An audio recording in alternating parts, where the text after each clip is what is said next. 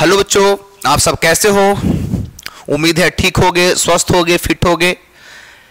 और आपको इस कुणाल फिजिक्स चैनल पे आपका स्वागत है बच्चा। और जो बच्चे नए हैं, जो सब्सक्राइब नहीं किए हैं, वो सब्सक्राइब कर लें और बेल आइकन भी दबा दें ताकि नोटिफिकेशन आपको पहले मिल जाए। ठीक है बच्चा? देखिए, और एक इंपॉर्टेंट बात आपसे करना है, वो आप जो भी पढ़े हो अभी तक है ना, पार्ट 1 से लेके पार्ट 9 तक है ना, वो सबको आप नोट कॉपी बना ले। ठीक है? सारे को एक अच्छी सी कॉपी खरीद कर नोटबुक बना ले, उसमें सारे चीज नोट कर ले। ठीक है? प्रॉपर तरीके से 1 से लेकर कहां तक, 9 तक। ठीक है बच्चा? नोट कॉपी बनाओगे ना? बिल्कुल सब लोग बना लोगे और मैं चेक करूंगा नोट कॉपी। ठीक है? यहां नहीं चेक करूंगा, क्लासरूम में चेक करूंगा। ठीक है बच्चा? आइए, अब एक सवाल है। एक बच्चा ने कमेंट किया था और पूछा भी था बच्चा, और मैं भी बोला था स्टार्टिंग में कि आपको आगे बताऊंगा कि इलेक्ट्रिक करंट है both magnitude as well as direction even though it is a scalar quantity. Why? Question ये हुआ कि इलेक्ट्रिक करंट के पास क्या होता है, मैग्नीट्यूड भी होता है और डायरेक्शन भी होता है, उसके बावजूद भी क्या होता है, स्केलर क्वांटिटी होता है। क्यों? जैसे आपको पता होगा करंट बह रहा कितना, सुने होगा आप लोग, 5 एम्पियर है करंट बह रहा इस वायर में, इस है ना बुआ, तो उसके पास 5 एम्पियर क्या है, मैग्नीट्यूड है, और डायरेक्शन कोई ना कोई पर्टिकुलर डायरेक्शन में ही बहता है, वो है कि नहीं। उसके बावजूद भी क्या होता है, स्केलर होता है। क्यों? सवाल क्या है, why electric current is scalar. तो सुनिएगा बच्चा जवाब इसका। बोलेंगे ऐसे कि इलेक्ट्रिक करंट है both magnitude as well as direction even though it is scalar because it does not obeys vector law. क्योंकि ये इलेक्ट्रिक करंट वेक्टर लॉ का पालन नहीं करता है, वेक्टर लॉ का फॉलो नहीं करता है। अब सवाल है, वेक्टर लॉ क्या है सर? जानते ही होंगे, ट्रायंगल लॉ, पैरेललोग्राम लॉ, ये सब तुम्हारा क्या है, वेक्टर लॉ है। ये सब का नियम का पालन नहीं करता, इसलिए क्या है, स्केलर है। तो ऐसे बोलेंगे बुआ कि electric current is a scalar quantity because it does not obeys vector law which are applicable for vector quantity. Means vector quantity होने के लिए जो नीड है, जो शर्त है, वेक्टर लॉ का पालन करना चाहिए, वो पालन नहीं करता है, इसीलिए इलेक्ट्रिक करंट क्या है, स्केलर क्वांटिटी होता है। फिर से मैं रिपीट करूंगा बच्चा, ऐसे बोलेंगे कि electric current is a scalar quantity because it does not obeys vector law, ये वेक्टर लॉ का पालन नहीं करता है, which are applicable for vector quantity. जो वेक्टर क्वांटिटी होने के लिए जो नीड है, उस नीड को फुलफिल नहीं करता, मतलब वेक्टर लॉ का पालन नहीं करता, इसलिए क्या है, स्केलर क्वांटिटी कहलावेगा। इसको समझते दूसरे माध्यम से एग्जांपल समझाते हैं। ठीक है बुआ? पहले मैं लिखता हूं, ऐसे बोलेंगे कि electric current is a scalar quantity because it does not obey vector law which are applicable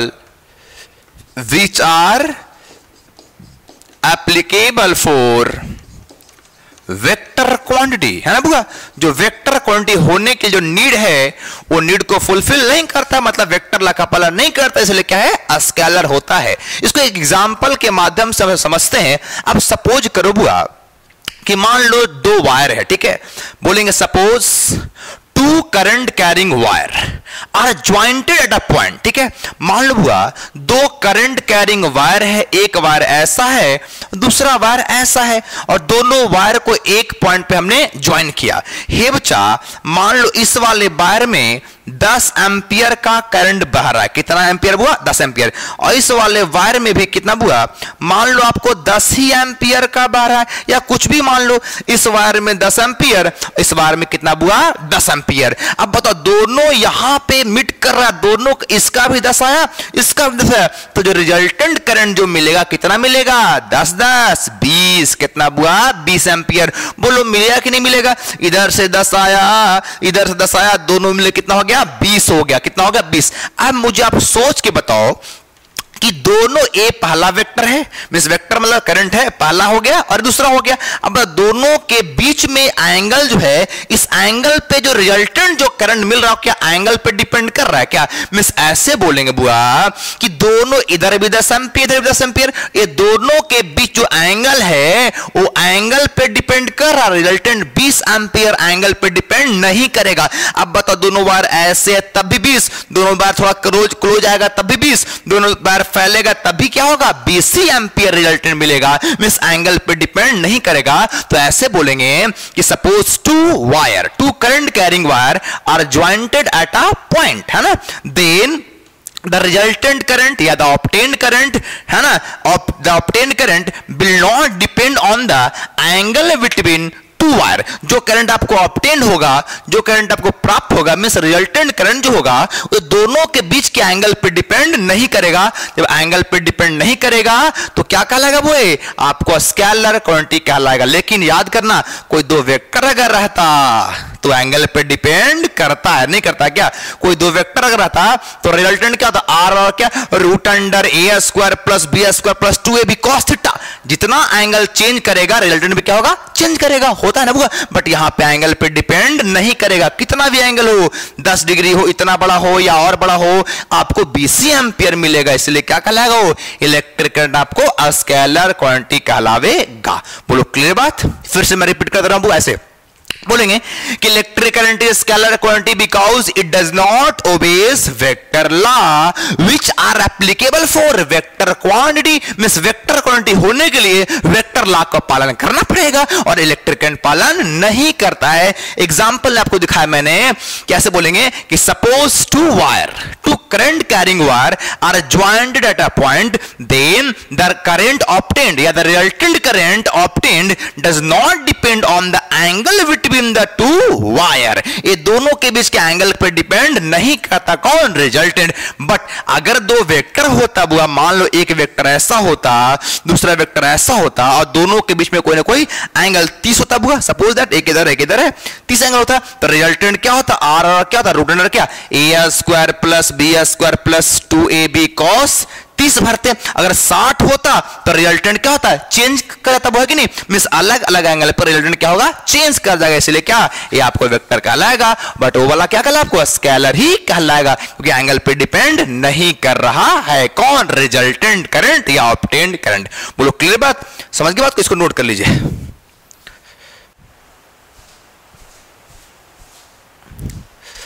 तो हाँ बच्चा, अभी हम सब पढ़ने वाले हैं ग्रुपिंग ऑफ आइडेंटिकल सेल, है ना। पिछले टॉपिक में हम लोगों ने पढ़ा था बच्चा कि नॉन आइडेंटिकल सेल की ग्रुपिंग कैसे करते हैं। सीरीज में किया था और क्या था क्या बच्चा हम लोगों ने? पैरेलल में, है ना। अभी पढ़ने वाले हैं ग्रुपिंग ऑफ आइडेंटिकल सेल। मैंने आपको पिछले वाले में कहा था, पिछले क्लास में आप लोग कहा था, पिछले वाले वीडियो आपसे मैंने कहा था कि हम लोग आइडेंटिकल सेल का भी आगे में क्या करेंगे बुआ? करेंगे, है ना। देखो तो टॉपिक का नाम है बच्चा ग्रुपिंग ऑफ आइडेंटिकल सेल। मतलब एक ही प्रकार का सेल रहेगा ना। यहां पे सेल का EF डिफरेंट नहीं होगा, हर सेल का EF क्या होगा? सेम होगा। पिछले वाले में क्या था बुआ? हर सेल का EF क्या डिफरेंट, E1 और E2, है ना बुआ। देखो एक्चुअल में दो तरह से होता है बुआ। सबसे पहला क्या होगा? Series grouping. क्या पढ़ेंगे? Series grouping of identical cell. क्या बुआ? Series grouping of identical cell हम लोग पढ़ने वाले हैं। मतलब सबसे पहले सीरीज कॉम्बिनेशन, है ना। सीरीज में हम लोग सेल को क्या करेंगे बच्चा? हम लोग ज्वाइन करने वाले हैं। किस में करेंगे? सीरीज में। आइए थोड़ा सा पिछले वाले टर्म का भी यूज होगा, जहां तहां याद रखिएगा। देखो हे बच्चा, हम लोग सीरीज ग्रुपिंग करेंगे एन सेल का। किस सेल का वो? एन सेल का।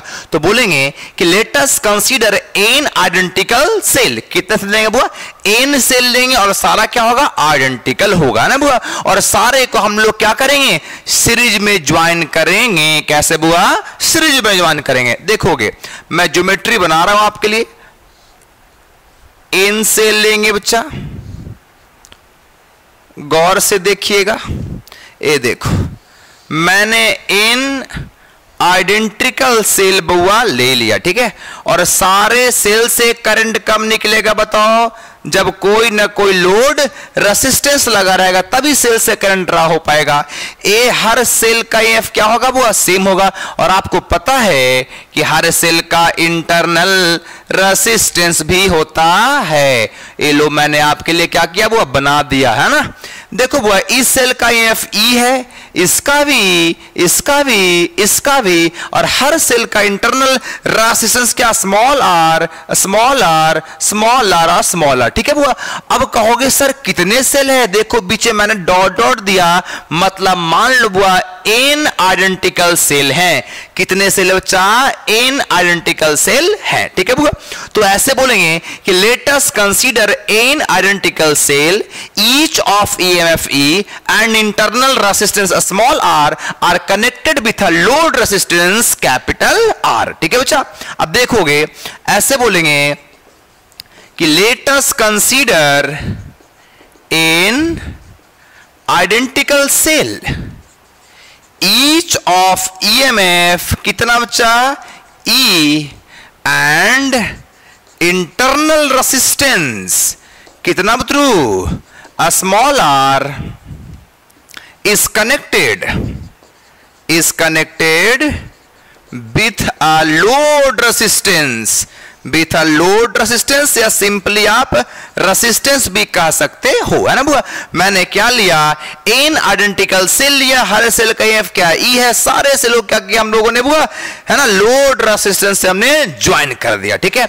आप बताओ, आपको पता होगा जब भी सेल को हम लोग सीरीज में ज्वाइन करते हैं तो इक्विवेलेंट EMF टोटल EMF क्या होता बुआ? ऐड करते थे, याद है आप लोगों को? तो बोलना कि इक्विवेलेंट EMF या total EMF in the circuit, आखिर सर्किट में टोटल EMF क्या होगा? या इसको आप इक्विवेलेंट EMF भी आप कह सकते हो, या टोटल EMF भी कह सकते हो। टोटल क्या क्या आप इक्विवेलेंट भी आप लिख सकते हो, है ना बुआ। इक्विवेलेंट बोलो या टोटल बोलो, बात क्या है? सेम है। हे बच्चा, तो E इक्विवेलेंट बराबर क्या होगा बोलो? सब सारा सेल क्या हुआ? सीरीज में है, तो क्या E plus E plus E plus कितने टाइम्स होगा? n times. कितना बुआ? n times. बोलो होगा कि नहीं बच्चा? अब बताओ E इक्विवेलेंट का वैल्यू क्या बन जाएगा? E n टाइम्स, तो n क्या बनेगा? n। ए क्या निकला हमारा? ए इक्विवेलेंट EMF निकला पूरा सेल का, n सेल का। कितना बुआ? n सेल का इक्विवेलेंट EMF क्या निकला? Ne। आपको पता ही होगा, अगर मान लो 5 सेल लगा हो सीरीज में तो क्या? 5E। E क्या है? एक सेल का EMF क्या है? E है, और n क्या? नंबर ऑफ सेल है। कितने नंबर ऑफ सेल? तो क्या निकल गया? वो इक्विवेलेंट EMF हो गया, ठीक है। अब इसको थोड़ा आप लोग लिखिएगा, और ऊपर से हम मिटाते हैं, ठीक है बच्चा। मिटा रहे ऊपर से, देखिएगा इक्विवेलेंट EMF निकल चुका है। अब इक्विवेलेंट इंटरनल रेसिस्टेंस भी तो निकालेंगे पूरे सेल का। अब बताओ बच्चा, इसको भी मिटा दे बुआ। देखना, equivalent internal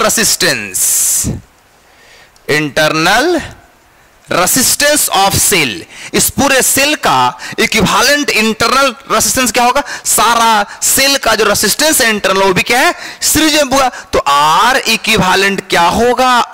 R plus R कहां तक बच्चा? n times. तो बोले मेरा बच्चू R इक्विवेलेंट क्या होगा? NR। क्या बच्चा? NR। क्या बच्चू? NR। इक्विवेलेंट NE और R इक्विवेलेंट क्या हो गया? NR हो गया। क्लियर? अब मैं आपसे एक बात पूछता हूं, सारा सेल मिलके सर्किट में करंट तो दे ही रहा होगा बुआ? बिल्कुल। सारा सेल मिलके जो करंट दिया उसको हमने क्या माना? I। क्या बच्चा? इसमें करंट कितना जा रहा बुआ? I। पूरा सेल मिलके करंट कितना सप्लाई किया बुआ? I। अगर मैं आपसे पूछूं कि सर्किट में टोटल रेसिस्टेंस कितना होगा, बोलो बताओ जरा। Total resistance in the circuit, डरिएगा नहीं बुआ, पूरे सर्किट में टोटल रेसिस्टेंस की मैं बात करूं तो पूरे सेल का internal plus a load resistance भी तो है, तो बोलो आर इक्विवेलेंट क्या बन जाएगा बुआ? आर इक्विवेलेंट बोलो या आर टी बोलो, टोटल रेसिस्टेंस क्या होगा बताओ? R plus are equivalent. मतलब क्या बोला बुआ? इस सारा internal resistance plus a load resistance, ये सब के आपस में सीरीज में ना बच्चा, तो आर इक्विवेलेंट क्या हो जाएगा? R plus are equivalent. Means बुआ आर इक्विवेलेंट क्या हो गया? आर प्लस, और इंटरनल का इक्विवेलेंट क्या? एनआर। क्या हो गया? एनआर। यानी टोटल सर्किट में, पूरे सर्किट में रेसिस्टेंस कितना बुआ? R plus n r. और मैं पूछूं पूरे सर्किट में टोटल ईएफ कितना बुआ? तो एनी। टोटल ईएफ या इक्विवेलेंट बात क्या है? सेम है। हे बच्चा अब मुझे आप बताओगे, मैं आपसे पूछने वाला हूं कि आखिर पूरे सेल मिलके सर्किट में कितना करंट देगा, ड्रॉ करेगा? बताओ। Current in the circuit, current in the circuit. बउआ सर्किट में करंट कितना होता है? आई बराबर क्या होता है?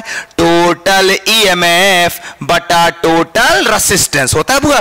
तो टोटल ईएमएफ क्या है तुम्हारा? इक्विवेलेंट, और टोटल रेसिस्टेंस क्या? R equivalent. हे बच्चा आई बराबर इक्विवेलेंट का वैल्यू क्या बताओ? अभी लिखा था नीचे n e upon r equivalent क्या है? R plus n r. ये क्या निकला? Current drawn from the cell, n cell. N cell मिलके इतना ही करंट निकालेगा, आई बराबर n e upon r plus n r. बोलो क्लियर बात? बात है बुआ, इसको आप सब नोट कर ले अच्छे से, ठीक है? ए सीरीज हो गया। अब हम लोग पैरेलल के बारे में सीखेंगे, नोट करिए इसको।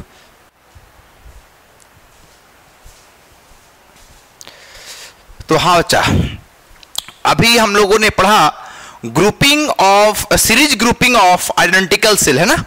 अभी पढ़ने वाले हैं parallel grouping of identical cell, है ना बुआ? देखोगे क्या पढ़ेंगे बुआ? टॉपिक का नाम होगा parallel grouping of identical cell, है ना बुआ? मींस पिछले वाले टॉपिक में हम लोगों ने सारे सेल को सीरीज में ज्वाइन किया, सारे सेल कैसे थे? आइडेंटिकल, है ना बुआ? अभी भी आइडेंटिकल ही है, बट कैसा होगा बुआ? पैरेलल में ग्रुपिंग करेंगे। देखोगे अच्छे से।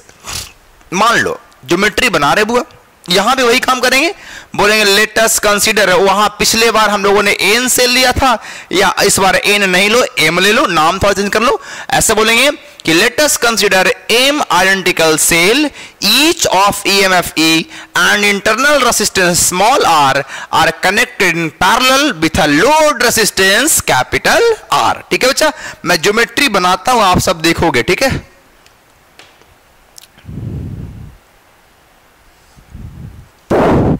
देखना बतरू, मैंने आपके लिए एन सेल लिया हुआ, ठीक है? और सारा सेल कैसा होगा? आइडेंटिकल होगा। मतलब क्या? सारा सेल का ईएफ क्या होने वाला बच्चा? सेम होने वाला है बतरू। क्या होने वाला बुआ? सेम। हैव अ लुक, देखो। और इसके साथ हम लोग क्या लगा देंगे? एक लोड रेसिस्टेंस लगा देंगे। ये देखो, अब सवाल मन में आ रहा होगा, सर ये लोड रेसिस्टेंस क्यों लगाते हैं सर? आखिर लोड रेसिस्टेंस लगाने के पीछे कारण क्या बतरू? हे बच्चा, अब बताओ, सेल ला के रख दिए, उस सेल से करंट कब निकलेगा बताओ? जब कोई ना कोई डिवाइस लगाओगे, कोई ना कोई लोड लगाओगे, कोई ना कोई रेसिस्टेंस लगाओगे, है ना बुआ? देखो, लोड रेसिस्टेंस क्या हो गया? फैन भी एक लोड ही है कि नहीं? लोड रेसिस्टेंस बोलो या सिर्फ लोड बोलो या सिर्फ रेसिस्टेंस बोलो, बात क्या है? सेम है बुआ, ठीक है? ये मैंने क्या लिया बुआ? सेल ले लिया, ठीक है? लेकिन कितने सेल लेंगे बच्चा? M cell. कितने सेल बतरू? एम सेल, है ना? ये देखो, इस पहला सेल का एफ ई, और हर सेल का क्या होगा? इंटरनल रेसिस्टेंस भी तो होता है। ये देखो, मैंने इंटरनल रेसिस्टेंस भी क्या कर दिया बुआ? ड्रा बना दिया, ठीक है? अब देखो इस सेल का EF E, इसका भी E, इसका भी E, इसका भी सब का EF सेम है और सारा लग रहा है सर पैरेलल में बिल्कुल है।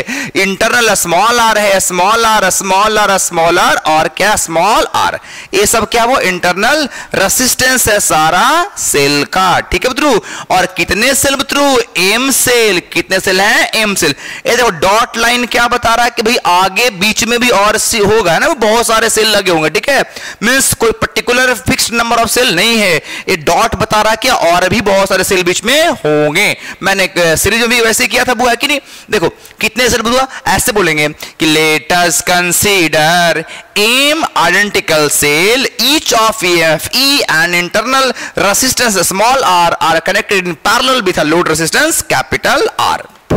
देखो let us consider M identical cell, each of EMF E and internal resistance क्या बच्चा small r is connected in parallel with a load resistance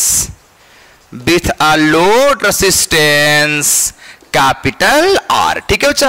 अब मैं कुछ बात पिछले वाले टॉपिक से जो मैंने पार्ट नंबर 9 में या 8 में था उसमें आपको सिखाया था, पार्ट नंबर 8 में ना बुआ, उसमें आपको सिखाया था, उस बात को मैं आपको पूछूंगा, बताओगे, ठीक है बुआ। मैंने बताया था वहां हे बच्चा सबसे पहला काम होगा इसका नाम R दे दो, है ना बुआ।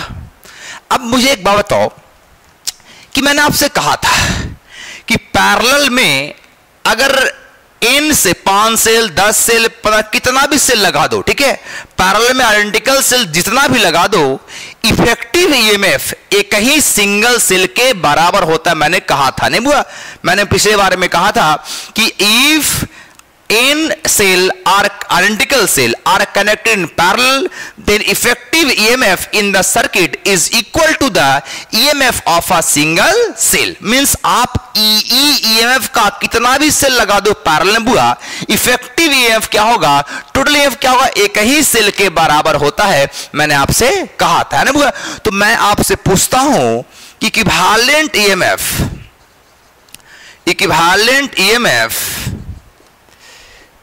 इन द सर्किट में इक्विवेलेंट EMF क्या हुआ, E इक्विवेलेंट बराबर क्या होगा, E ही ना होगा, क्योंकि मैंने आपसे कहा था कि पैरेलल में कितना भी आइडेंटिकल सेल लगा दो, इफेक्टिव EMF क्या होगा, एक ही सेल के बराबर, एक ही सेल का वोल्टेज आपको मिलेगा। एज फॉर एग्जांपल 12 वोल्ट का 10 सेल लगा दो पैरेलल में, आपको वोल्टेज सर्किट में कितना मिलेगा, 12 ही वोल्ट मिलेगा। क्या मिलेगा, 12 ही वोल्ट। वहां रिलेशंस भी आया था, आपको दिखाया था नहीं बुआ। आइए इक्विवेलेंट EMF आ गया। अब टोटल सर्किट में कितना रेसिस्टेंस होगा वो भी तो निकालना पड़ेगी।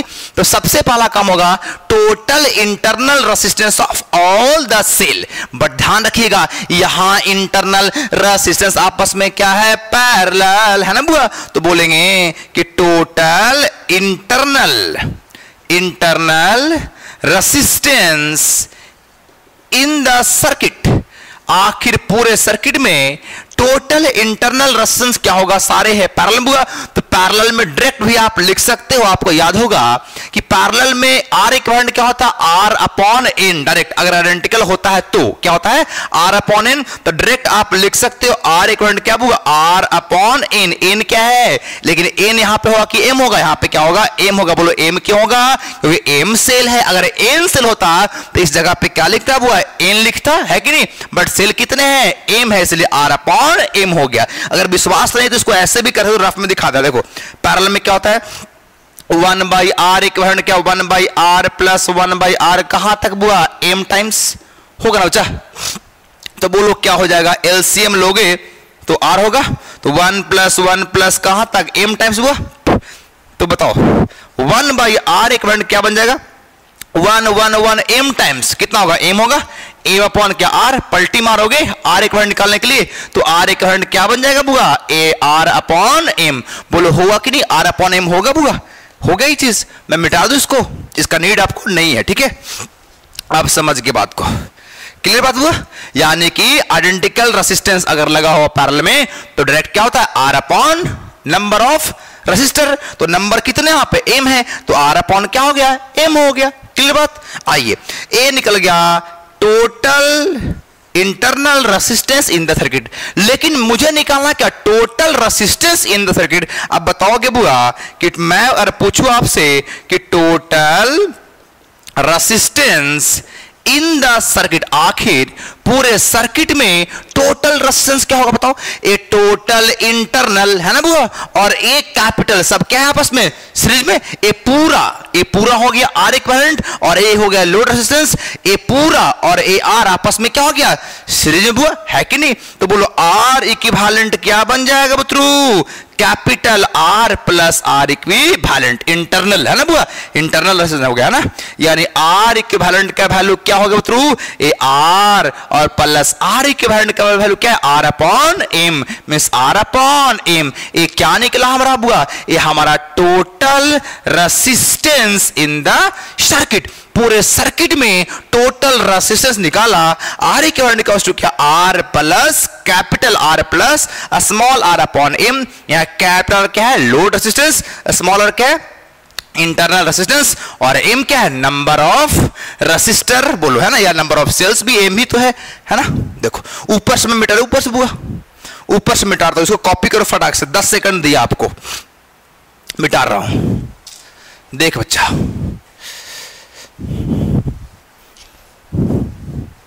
थोड़ा बताओगे, मुझे निकालना, अगर मैं पूछूं आपसे कि सारे सेल मिलके सर्किट में कितना करंट सप्लाई करेगा, सर्किट में सप्लाई करना माने रेजिस्टेंस को सप्लाई करना, इसमें घुसना बुआ है ना। मैं अगर पूछूं आपसे कि टोटल करंट इन सर्किट में कितना करंट बहेगा, में सारा सेल मिलके सर्किट में कितना करंट सप्लाई करेगा, हमें क्या निकालना होगा, total current in the circuit. या ऐसे बोलते हैं कि total current in the circuit को ऐसे नहीं बोल के ऐसे बोल सकते कि the current through load resistance R. अरे भैया जो निकलेगा करंट, मान लो आई निकला, क्या निकला बुआ, आई निकला, तो जो आई निकला वही ना लोड में घुसेगा बुआ। तो हम क्या बोल रहे हैं कि निकालना क्या मुझे, total current in the circuit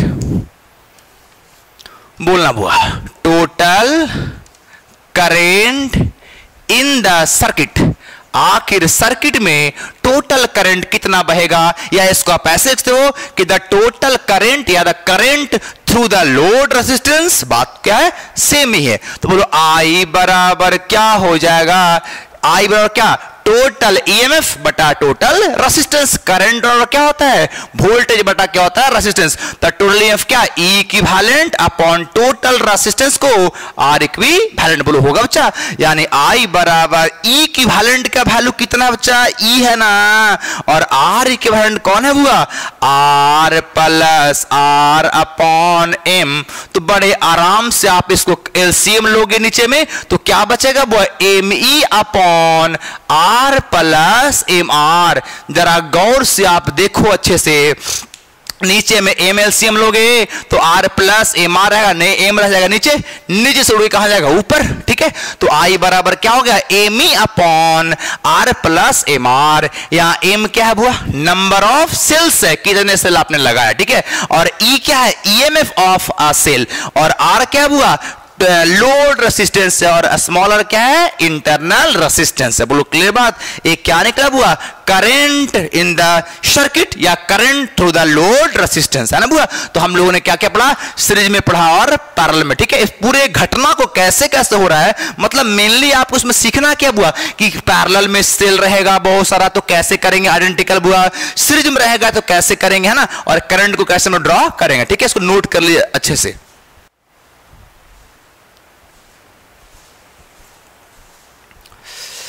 आइए बच्चा, अभी हम लोगों ने क्या पढ़ा, सीरीज में और पैरेलल में आइडेंटिकल सेल को ज्वाइनिंग करने के लिए सीखा है ना बुआ। अभी हम सब जानेंगे सीडीआर और वीडीआर के बारे में, है ना, करंट डिवाइड रूल और वोल्टेज डिवाइड रूल, दोनों सीखेंगे अच्छे से। और ये सीखोगे हम सब तो हमें प्रॉब्लम बनाने में, न्यूमेरिकल प्रॉब्लम बनाने में बहुत हेल्प करेगा, ठीक है। वो करंट निकालने के लिए, वोल्टेज निकालने के बड़े आसानी से, बड़े एक लाइन में हम लोग निकाल सकते हैं, ठीक है। इसलिए ट्रिक बनाया। देखो सबसे पहला है बुआ, करेंट डिवाइड रूल, जिसको शॉर्ट में हमने क्या कहा बच्चा, CDR कहा। क्या कहा मित्रों, CDR कहा ना। अब देखो आपको एक बात तो पहले से मालूम है सर कि करंट का बंटवारा सीरीज में होता है कि पैरेलल में, बिल्कुल पैरेलल में, क्योंकि सीरीज में करंट क्या होता है सेम और पैरेलल में करंट क्या होता है डिफरेंट, है ना बच्चा। देखो इसको हम लोग फॉर्मूला को ड्राइव करने के लिए, फॉर्मूला को ऑब्टेन करने के लिए, फॉर्मूला को समझने के लिए हम सब क्या करेंगे बुआ, दो रेसिस्टेंस लेंगे। क्या लेंगे मित्रों, दो रेसिस्टेंस लेंगे और दोनों आपस में कैसा होगा बच्चा, पैरेलल होगा जी। कैसा होगा बच्चा, दोनों रेसिस्टेंस आपस में कैसा होगा मित्रों, पैरेलल होगा।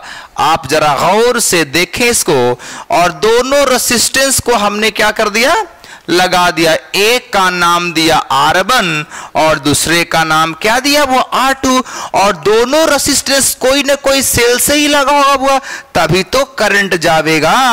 हमने क्या कर दिया, वो एक सेल को कनेक्ट कर दिया। गौर से देखिएगा, ए मैंने क्या लगा दिया, सेल बुआ, ठीक है। और इस सेल का वोल्टेज क्या है, V है। क्या, V वोल्ट का सेल है, ठीक है।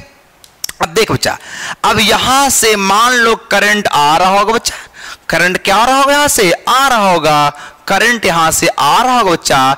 जैसी मान लो करंट का नाम है I, ठीक है बच्चा। यहां से निकलने वाला करंट क्या है, I है। क्या बच्चा, I।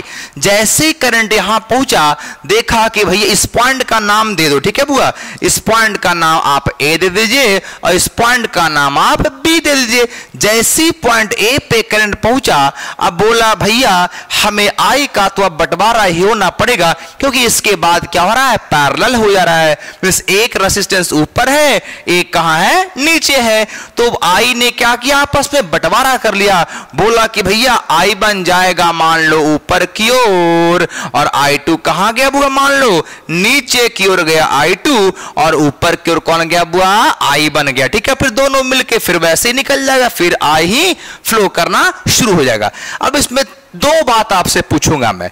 सबसे पहला बात पूछूंगा कि इस पूरे सर्किट में मेन करंट कौन सा है, I1 है कि I2 है कि I है, बिल्कुल I है। यही तुम्हारा क्या है, मेन करंट है। और ये बंटवारा किया हुआ करंट कौन सा है, I1 है और क्या बच्चा, I2 है, ठीक है।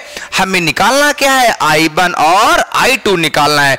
मान लो डायरेक्ट पूछे भाई I1 क्या वैल्यू क्या होगा, I2 क्या होगा, हमें कैलकुलेट करना है। और I यहां पे क्या बच्चा, मेन करंट है, ठीक है। हम I1 I2 निकालने का फॉर्मूला बताने वाले हैं, सिखाने वाले हैं, ठीक है। देखिए ये बच्चा एक बात और कॉमन है कि ये वोल्टेज जो होगा R1 और R2 के लॉन्ग क्या होगा, सेम होगा। आपको पता है कि पैरेलल में वोल्टेज क्या होता है, सेम। क्या होता है पैरेलल बुआ, करंट होता है डिफरेंट बट वोल्टेज क्या होता है, सेम। मींस R1 के लॉन्ग वोल्टेज और R2 के लॉन्ग वोल्टेज क्या होगा, सेम होगा। Means potential across R1 R2 will be what, same. बोलो होगा बच्चा, क्योंकि दोनों का है ना, दोनों ज्वाइंट कहां से है, ए से, और कहां से है, बी से। वोल्टेज क्या सेम, आप जानते हो, सिखाया था पहले, है ना बुआ। अब बताओ, बोलेंगे कि potential difference across R1 and R2 will be क्या, सेम, ठीक है। अब देखो बुआ, तो इसके लॉन्ग V1 बराबर V2 कहलाएगा, मान लो इसका वोल्टेज V1 इसका V2 बराबर हो गया, मान लो, है ना। अब बताओ V बराबर क्या होता है, IR। तो बोलो इसका वोल्टेज क्या होगा, I1 R1, और इसका क्या बच्चा, I2 R2। बोलो होगा कि नहीं बच्चा, बिल्कुल होगा सर। अब बताओ मेरा बच्चा, I1 I2 को नीचे बुला ले, I1 अपॉन I2 बराबर R2 हो गया। R1 को नीचे बुला ले बुआ, मैंने एक फेज में कर दिया। I1 को, I को एक तरफ और R को एक तरफ। I1 अपॉन I2 बराबर R2 अपॉन R1। क्लियर। अब एक काम करें, मुझे निकालना है क्या, I1 और I2। तो हम लोग क्या करेंगे, दोनों साइड 1 1 ऐड करेंगे, ठीक है बुआ। एडिंग 1, क्या बच्चा, एडिंग +1 बोथ साइड, दोनों साइड क्या करें हम लोग, 1 को ऐड करेंगे। तो बोल बच्चा क्या बन जाएगा, I1 upon I2 +1 equals to R2 upon R1 plus क्या होगा, 1। बोलो होगा बच्चा। अब एक बात और आपसे हम पूछते हैं, क्या हम सब इसको I बराबर I1 प्लस I2 लिख सकते हैं क्या?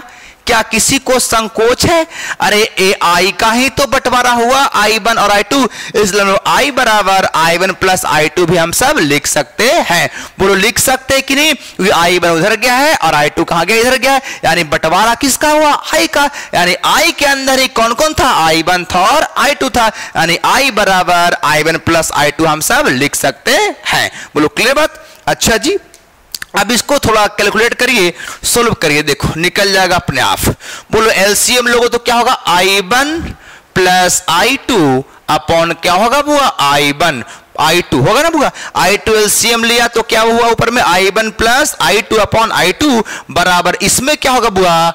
R2 प्लस R1 अपॉन क्या हो जाएगा? R1। बोलो होगा बुतरू? बिल्कुल होगा, है ना बुआ? अब देखो जरा ध्यान से कि सर I1 प्लस I2 लगता है कि I है, जिसको हम लोग मेन करंट का नहीं बुआ? I1 प्लस I2 क्या होगा? I होगा, तो इसके जगह क्या भर देंगे? I अपॉन I2 बराबर क्या बच्चा? R1 प्लस R2 अपॉन क्या हो गया? R1। बोलो होगा बच्चा? अब मुझे निकालना है कि I2, पलटी मार दे इसको, तो बोलो क्या होगा? I2 बराबर I2 अपॉन I1 बराबर क्या हो जाएगा बच्चों बताओ? R1 upon R1 plus R2। मैं चाहता हूं कि I2 निकालना चाहता हुआ, तो I2 बराबर क्या हो जाएगा? बोलो R1 upon R1 plus R2 into main current क्या हो गया? I। ओ सर लगता है निकल गया ना बुआ? अब देखो जरा याद करने का तरीका याद रखिएगा। वैसे I2 बराबर क्या है बताओ? I2 बराबर R1 upon R1 plus R2 into main current I। बोलो फिर से, I2 बराबर R1 upon R1 plus R2 into main current I। अब मैं आपको कैसे याद रखेंगे सर, ये बात को समझना है। देखो हे बच्चा, ये I2 निकाला, उसी प्रकार से हम सब I1 निकालेंगे। आप यहीं से आप निकाल सकते हो I1 का वैल्यू, ठीक है बुआ? इसको I1 का वैल्यू आप यहीं से बड़े आराम से निकाल सकते हो। इसको उलट दोगे ना बच्चा, उलट के करोगे तो आपको क्या निकल जाएगा? आपको I1 भी निकल जाएगा। मैं निकाल के आपको दिखाता हूं, ठीक है? फिलहाल I2 को कैसे, देखो अब नीचे का करंट देखिए, मिलाइएगा वहां, नीचे का करंट निकालना। जब भी करंट का एक सेक्शन से दो जगह बंटवारा हो गया होगा बुआ, तो जब नीचे का करंट निकालना है बच्चा, नीचे का निकालना मतलब I2 निकालना है, I2 निकालना है, तो सबसे पहले रेजिस्टेंस किसका होगा? R1 का, ऊपर का, है ना बुआ? नीचे करंट निकालना तो पहले क्या? ऊपर का अपॉन ऊपर प्लस नीचे इंटू मेन करंट I। अब बताओ, मैंने रिपीट करना आपसे, बताओ I2 निकालना है बुआ, मींस R2 का करंट निकालना है, तो I2 निकालना है तो पहले क्या होगा? R1 upon R1 plus R2 into main current I, ठीक है? नई बात सुना, फिर से नीचे का करंट हमें निकालना है, तो पहले रेजिस्टेंस किसका लेंगे? ऊपर का। ट्रिक याद रखना, ऊपर का, तो R1 upon R1 plus R2 into circuit का मेन करंट I। अब आप बताओ मुझे, अगर मान लो ऊपर का करंट हमें निकालना होगा, तब ऊपर का निकालना होगा तो पहले नीचे वाला नहीं I1 निकालना होगा, तो क्या फॉर्मूला होगा बुआ? R2 upon R1 plus R2 into main current I। कहोगे डायरेक्ट लिख सकते हैं, फिर करके भी आपको हम दिखा देंगे, बट होगा क्या? मैं लिख दे रहा हूं, करके भी दिखा दूंगा आप लोगों को, ठीक है बुआ? रियली में I1 का वैल्यू क्या हो जाएगा बताओ? I1 अगर निकालना हो तो वैल्यू क्या होगा? फॉर्मूला क्या होगा? R2, है ना बुआ? ए निकालना है, इस वाले करंट निकालना है, पहले ये वाले लिखें R2 upon R1 plus R2 into main current क्या हो जाएगा बुआ? I। यही जल्दी से निकालने का तरीका यही है बुआ, है कि नहीं? अब कहोगे सर I1 वाकई में आता है कि नहीं, उतना दिखाते हैं बुआ। देखो यहां पे दिखा दे रहे हैं करके आपको, देखो यहीं से ना बुआ, यहां से आ जाइए। I1 अपॉन I2 था, तो पलट के ले रहे हैं बुआ, तो I2 अपॉन I1 बराबर क्या हो जाएगा? R1 अपॉन R2 होगा बुआ। दोनों साइड 1 ऐड करें तो क्या बनेगा? I2 upon I1 plus 1 equals to R1 upon R2 plus 1 होगा बुतरू। अब फिर वही एलसीएम लो तो क्या होगा? I2 plus I1 upon I1 equals to R1 plus R2 upon R2। बोलो होगा कि नहीं बच्चा? बोलो होगा ना बुआ। अब इसको मिटा दे रहा, ठीक है? अब देखिए, अब तो दिख रहा है sir I1 plus I2, sir I हो गया, I upon I1 equals to R1 plus R2 upon क्या हो गया R2। मुझे निकालना है क्या I1, तो I1 बराबर क्या हो जाएगा R2 upon R1 plus R2 into main current क्या हो गया I। बोलो वही चीज आया कि नहीं हुआ, आया कि नहीं है, बिल्कुल। अब आप याद रखोगे हमेशा के लिए, मैं इसमें सवाल भी आपको दिखाऊंगा अभी, ठीक है। क्या होगा, जब भी करंट का बंटवारा हो, दो तीन के लिए नहीं, दो के लिए, ठीक है, जब दो सेक्शन में करंट का बंटवारा होगा तो ऊपर का करंट निकालना होगा, पहले रेजिस्टेंस किसका, जब ऊपर का करंट निकालना होगा तो पहले रेजिस्टेंस नीचे वाला बटा ऊपर प्लस नीचे गुना मेन करंट I। फिर से रिपीट करो, अगर करंट ऊपर का निकालना है तो पहले रेजिस्टेंस नीचे वाला, मींस I1 निकालना तो पहले क्या R2 upon R1 plus R2 into main current I। अगर बुआ नीचे का निकालना है तो पहले रेजिस्टेंस ऊपर का R1 upon R1 plus R2 into main current I। बोलो क्लियर बात, याद रखो मित्रों, मैंने फिर से रिपीट करना है, ठीक है।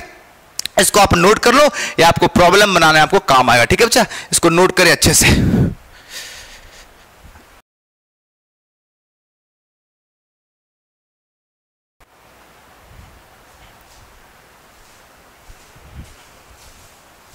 हे बच्चा, अभी हम लोगों ने क्या पढ़ा, CDR पढ़ा, करंट डिवाइड रूल पढ़ा है ना। अभी हम सब पढ़ने वाले हैं VDR, मींस क्या वोल्टेज डिवाइड रूल, है ना। मींस वोल्टेज का बंटवारा कैसे होता है, वोल्टेज का फॉर्मूला क्या होगा, है ना। देखो टॉपिक का नाम है बच्चा वोल्टेज डिवाइड रूल, शॉर्ट में क्या बोलेंगे VDR बोलेंगे। अब बताओ आप सब कि वोल्टेज का बंटवारा कहां होता है, वोल्टेज का बंटवारा कैसा होता है बुआ, सीरीज में होता है। मींस आपको पता होगा कि सीरीज में वोल्टेज होता है डिफरेंट और करंट क्या होता है सेम, बट पैरेलल में वोल्टेज होता है सेम बट करंट क्या होता है डिफरेंट, है ना बुआ। देखो अब वोल्टेज का बंटवारा, वोल्टेज अलग अलग होता है वो सीरीज में, तो इसके लिए हम लोगों ने क्या किया बच्चा, दो रेसिस्टेंस ले लिया जी। ये देखो बच्चा, दोनों रेसिस्टेंस आपस में कैसा है बच्चों, दोनों रेसिस्टेंस आपस में सीरीज में है और दोनों रेसिस्टेंस को हमने एक सेल से कनेक्ट कर दिया जिसका वोल्टेज क्या है V है। इस रेसिस्टेंस का नाम दे दिया R1 मित्रों और इसका नाम क्या दे दिया R2। अब बताओ इस सेल से क्या निकलेगा वो करंट, और आपको पता ही है कि सीरीज में करंट क्या होता है सेम। इस दोनों रेसिस्टर में करंट क्या होगा सेम ही होगा, इसका नाम क्या दिया वो I, क्या दिया वो I, क्योंकि सीरीज में करंट होता है सेम और वोल्टेज का होता है डिफरेंट। अब मान लो बच्चा इस R1 रेसिस्टेंस के क्रॉस वोल्टेज मान लो V1 है और इस R2 क्रॉस का वोल्टेज क्या हुआ मान लो V2 है। बोलो है कि नहीं, इस R1 के क्रॉस वोल्टेज V1 और R2 क्रॉस V2, और हमें निकालना क्या, इसी V1 का वैल्यू निकालना और V2 का वैल्यू हमें निकालना है। ठीक है बच्चा, V1 डायरेक्ट फॉर्मूला क्या होगा V1 का और V2 का डायरेक्ट फॉर्मूला क्या होगा, ऐसे हम लोगों ने क्या I1 और I2 का निकाला था। देखो हे बच्चा आप बताओ कि सबसे पहला काम करेंगे पूरे सर्किट में करंट क्या भरा I। अगर मैं पूछूं पूरे सर्किट में अप्लाइड वोल्टेज क्या है तो बोलोगे V। अगर मैं पूछूं पूरे सर्किट में टोटल रेजिस्टेंस कितना होगा तो R1 प्लस R2, दोनों क्या है सर सीरीज में है ना बच्चों, तो R1 प्लस क्या हो जाएगा R2। अब बताओ बुआ मैं लिखूं कि total current in the circuit, circuit में आखिर कितना करंट फ्लो हो रहा होगा तो I बराबर total voltage upon total circuit का रेजिस्टेंस R1 प्लस R2। ये मैंने क्या निकाल दिया बुआ I का वैल्यू निकाल डाला, लेकिन सर मुझे तो निकालना है V1। अब बताओ वोल्टेज अक्रॉस, वोल्टेज अक्रॉस क्या हुआ R1, R1 के क्रॉस वोल्टेज क्या होगा तो बोलो V1 बराबर, आप जानते हो ओम्स लॉ V बराबर IR, तो V1 बराबर क्या होगा बुआ I इंटू R1। बोलो होगा बच्चा, करंट क्या है बच्चा I है और रेजिस्टेंस क्या है R1, तो V1 equals to I into R1। ठीक है, अब बताओ बच्चा कहोगे सर I कैसे, दोनों में करंट क्या होगा सेम, करंट अलग अलग इसमें नहीं होगा, सीरीज में करंट क्या होता है सेम। हे मेरे मित्रों इस I का वैल्यू सर लगता है निकला हुआ है, क्या है V upon R1 plus R2 into क्या है वो R1। मैं अगर इसको अरेंज करके लिखूं ढंग से तो क्या बनेगा, V1 इक्वल्स टू क्या हुआ R1 upon R1 plus R2 into total voltage V। उरी बाबा एक बात सामने आया कि सर अगर V1 निकालना है तो पहले R1 ही होगा, R1 upon R1 plus R2 into total voltage V। पिछले वाले में करंट में क्या था, टोटल करंट निकाले थे बुआ, टोटल करंट लिया कर रहे थे I, है ना बुआ। यहां वोल्टेज में क्या करना है कि अगर V1 निकालना है आपको, दो रेसिस्टेंस लगा हुआ है और इस पहले रेसिस्टेंस का वोल्टेज निकालना है तो V1 निकालना है तो क्या पहले वही वाला रेसिस्टेंस R1, अगर V1 निकालना है तो पहले वही वाला R1 upon R1 plus R2 into total voltage V। नहीं बात समझ आया ना ना ना, अगर V1 निकालना है, इसका वोल्टेज निकालना R1 का, तो पहले वही वाला रेसिस्टेंस, डायरेक्ट फॉर्मूला है बनाने का वो, ठीक है, R1 upon R1 plus R2 into total apply voltage V। अगर मुझे बताओ अगर मुझे सर V2 निकालना होगा तो क्या होगा, R2 upon R1 plus R2 into total voltage V। बोलो होगा ना बच्चा। अगर मैं पूछूं आपसे कि V2 का फॉर्मूला क्या हो जाएगा बच्चा, तो अगर V2 निकालना तो पहले वही वाला, तो R2 upon R1 plus R2 into total voltage V। बोलो बात समझ आया बच्चों, है जी। फिर से रिकैप कर लो, ठीक है। करंट वाला में क्या था, अगर I1 निकालना है तो पहले रेसिस्टेंस किसका, दूसरा का R2 upon R1 plus R2 into main current I। लेकिन वोल्टेज डिवाइड में क्या, अगर V1 निकालना है तो पहले वही वाला resistance R1 upon R1 plus R2 into total voltage V। अगर V2 निकालना है तो क्या R2 upon R1 plus R2 into total voltage V। बोलो क्लियर बात बता। हम लोगों ने क्या पढ़ा, CDR पढ़ा और VDR पढ़ा, और ये दोनों आपको प्रॉब्लम बनाने में, न्यूमेरिकल बनाने में क्या आपको हेल्प करेगा। इसको आप सब नोट कर लें बुआ, ठीक है, नोट करिए इसको।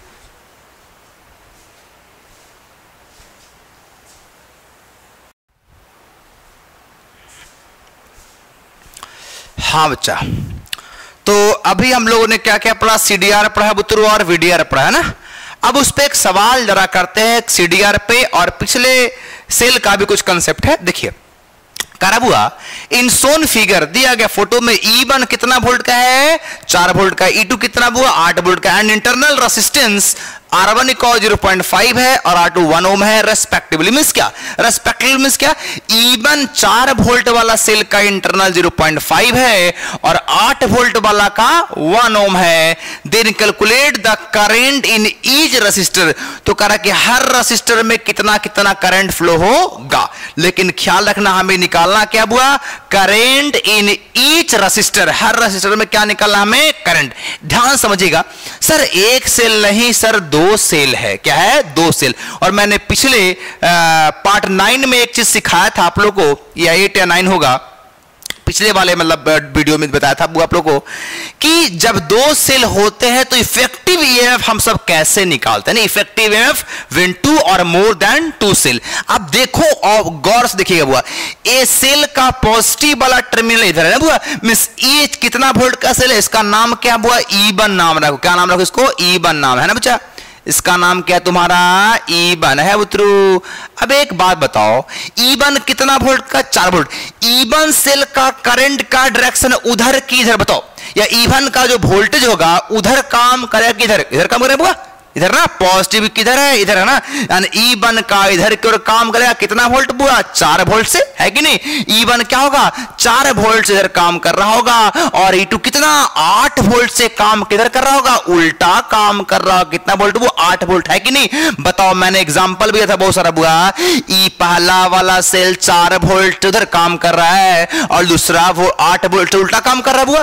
तो बताओ इफेक्टिव ईएमएफ क्या होगा, जोड़ोगे घटाओगे, घटाओगे बुआ, इफेक्टिव में क्या होगा, बड़ा माइनस छोटा, मिस 8 माइनस 4 कितना बचेगा, 4 वोल्ट। मिस पूरे सर्किट में कितना वोल्ट होगा बुआ, इफेक्टिव कितना होगा, 4 ही वोल्ट होगा।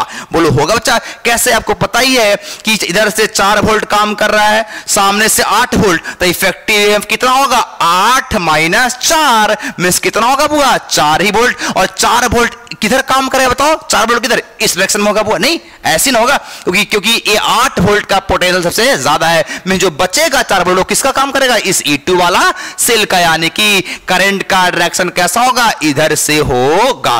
बोलो क्लियर बात मित्रों, बोलो होगा कि नहीं बच्चा, होगा, इधर से करंट का डायरेक्शन होगा। अगर मैं पूछूं आपसे कि इफेक्टिव ईएमएफ, बोलिएगा इफेक्टिव ईएमएफ कितना होगा, बोल बच्चा, 8 - 4 कितना होगा, 4 वोल्ट। मींस पूरे सर्किट में मैं पूछूं कितना वोल्ट पोटेंशियल काम कर रहा है, तो बोलोगे सर 4 ही वोल्ट काम कर रहा है, क्योंकि इसका 4 आप क्या कर दे बुआ, इसको कैंसल कर दिया है ना बुआ, क्लियर, ओके। अब देखो, अब मान लो बच्चा इधर से दोनों सेल मिलके करंट कितना दिया होगा, मान लो आई दिया, क्या दिया, दोनों सेल मिलके करंट कितना दिया, आई, और इस 4.5 ओम में भी क्या आपको आई ही ना जाएगा बच्चा। लेकिन जैसे ही यहां पे पहुंचेगा तो कहेगा भैया करंट का बंटवारा करना पड़ेगी, यहां से करंट का क्या होगा, बंटवारा, क्योंकि दोनों का आपस में क्या हुआ, पैरेलल है। तो मान लो मित्रों इधर में जो करंट गया वो क्या कहलाएगा, मान लो I1, और नीचे वाले में जो करंट गया उसको क्या मैंने माना, I2, ऊपर वाले को क्या मैंने माना, I1, और नीचे वाले को हमने क्या माना बुआ, I2। क्लियर बात। अब मैं आपसे पूछूं कि 4.5 ओम में कितना करंट, तो I सर, और मैं पूछूं 3 ओम में कितना करंट सर, तो I1 सर। अगर मैं पूछूं कि 6 ओम में कितना करंट भरा सर, I2 सर। यानी हमें निकालना क्या है, I निकालना है, I1 निकालना है और I2 निकालना है। क्लियर बात।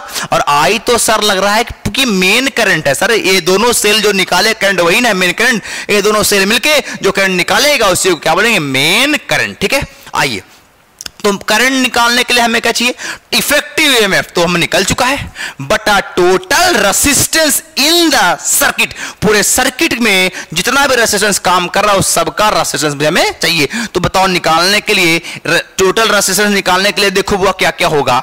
ये देखो, एक तो पहले 3 हो गया और प्लस में इंटरनल भी है, नहीं, और दोनों आपस में क्या है, सीरीज में। तो ये दोनों आपस में क्या है हुआ, पैरेलल। क्या बचा, पैरेलल। बोलो है पैरेलल। तो पहले इसको सोल्व कर ले, क्या बताओ, आपस में है पैरेलल, तो आरपी का वैल्यू क्या हो जाएगा, 3 का और 6 का पैरेलल, किसका, 3 का और 6 का। और आपस में पैरेलल का फॉर्मूला क्या होता है, 2 रेसिस्टर अगर आपस में पैरेलल है तो फॉर्मूला क्या होता है, R1 × R2 बटा R1 + R2, याद होगा आप लोगों को, नहीं, तो क्या होगा, 3 × 6/3 प्लस क्या वो 6 मींस का 18/9, 9 2 या 18, कितना हो गया, 2 ओम। कितना हो गया, वो 2 ओम हो गया बुआ, कितना हो गया, 2 ओम। ये दोनों मिले कितना ओम, 2 ओम। अब दिमाग से लगाओ, डायरेक्ट बताओ, टोटल रेसिस्टेंस मैं निकाल रहा हूं, बताइएगा, total resistance in the circuit, पूरे सर्किट का रेसिस्टेंस क्या होगा, बोलो, इसको हम क्या RT बोले, वो RT मींस क्या, टोटल रेसिस्टेंस, मींस क्या, टोटल रेसिस्टेंस।